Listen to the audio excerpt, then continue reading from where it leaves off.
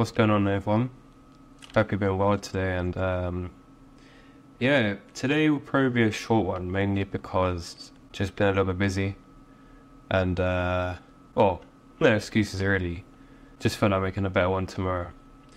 But yeah, today's topic is basically going to be about how and why you're basically going to be wanting to sort of build your, I guess you could call it spiritual wealth. We'll call it spiritual wealth for the sake of this video. And that's probably got you confused. I guess spiritual wealth is wealth in the sense of how good are your deeds, and I'll try to make this as simple as possible just so it's more kind of understandable. But this is basically just your behavior on a day-to-day basis. I know on this kind of planet we're very focused on what we can see of physical health and well-being, and we're shifting into a point where our mental is also kind of starting to become a bit more kind of spoken about, which is a good thing. It's really good that we started to prioritize that. But I don't think we've caught up to the spiritual side yet. And yeah, spiritual wealth, spiritual health, however you want to call it. But in regards to today, specifically, we're talking about basic good deeds related to that. Again, it's a very lengthy topic, so I'm not really going to go into it. But yeah. Before I start, hope you guys have had a great day. It's another great day to be alive. Remember that. I want to preach that in all of my videos because it is.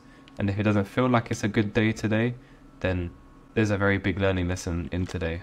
And I've just taken a boat by accident. Oops. But yeah, some of these videos I would definitely will waffle, mainly because of just the fact that I try to make these as raw as possible. Just because I can just get a good feel for the video topic and stuff like that.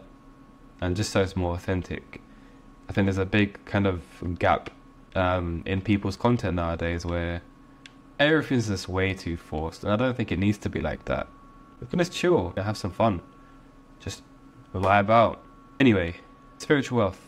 How you're behaving, the thoughts that you have, intentions that you have, and the action that's taken behind them.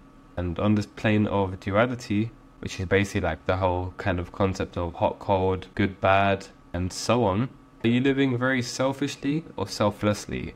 Are you living to help others, or are you living for your own needs? Both are very valid.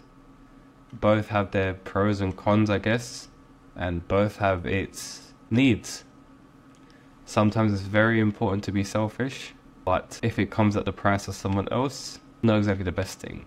However, you do need to be selfish at times. And again, we're not covering that in this video. It will be for another video, because again, that's a whole topic by itself. But when you live under the nature of, I guess, as close to unconditional love as possible, you start to realize that despite how flawed human beings are as a whole, as a collective, there's still a lot of love deep within all of us. Whether they have been good or bad. Might not seem like it, but somewhere there is. And when you start to live in accordance to this kind of nature, you start to kind of realize that you become more positive, you start to treat people better, and you start to treat yourself better. And the reason why I call it spiritual wealth as well is because I read a book, and it was basically just talking about how pretty much modern day humanity, we don't really care about what's next in the quote-unquote hereafter. I'm not here to discuss that either. That's just completely up to you and what you want to believe in, as in what happens after, you leave the planet, if there even is a next. And one thing I will say, because it's kind of related to this, is doing good stuff just for the sake of the hereafter, which is, from my understanding, a not exactly genuine intention of doing good things for the sake of doing good things and to help other people or the planet. You're just doing it because you want to benefit yourself, and you think that just doing things just because you think it will get you in a better place after, I don't think that's the way that really we should be trying to help people. Because at that point you're just saying, oh, okay, I'm only doing this because I'm promised good things after. I don't think that's very healthy. I don't think that's very admirable, very noble. Because when you start to live life with more integrity, you start to do things in accordance to, I guess, that sort of truth that kind of comes along with it. and then you start respecting other people and doing things because you genuinely want to help them. Obviously no one is perfect, so obviously there's going to be different levels to this stuff, but again, intention is free. It doesn't cost a dime. And at the same time, I know, see, this is the thing, right, with a lot of the kind of new age spirituality and stuff like that. A lot of it kind of can seem like it's very backwards or have like a manipulative kind of twist to it. But I'm just talking about yourself, your individual soul, if you will, or your just your mind, if you want to believe it as that. Just you the individual, I'm saying. So, and a lot of times without kind of man-made concepts, like for example money or power or pride or whatever it may be, they just existed as of doing things with, I guess, a different kind of intention compared to now, which is really important because again, that kind of builds, I guess, more spiritual wealth. It's like a video game.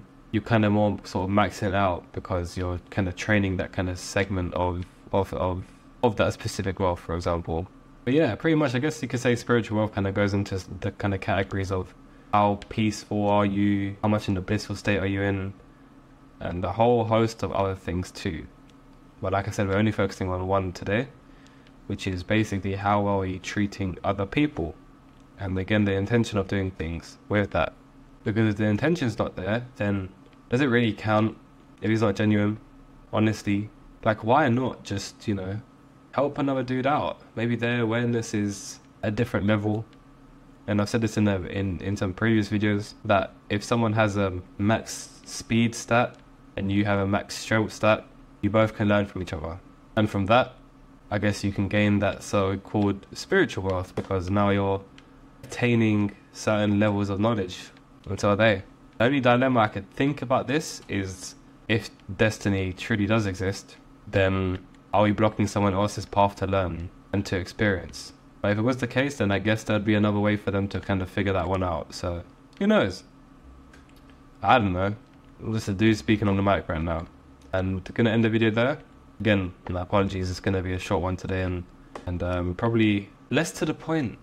More kind of chilling, more kind of vibing today. Remember to take care of yourselves. And if you need to be more disciplined with yourself, be more disciplined with yourself. If you need to take some time to relax, take some more time to relax, please. Listen to yourself, listen to your gut feeling, and yeah, peace, I'm out.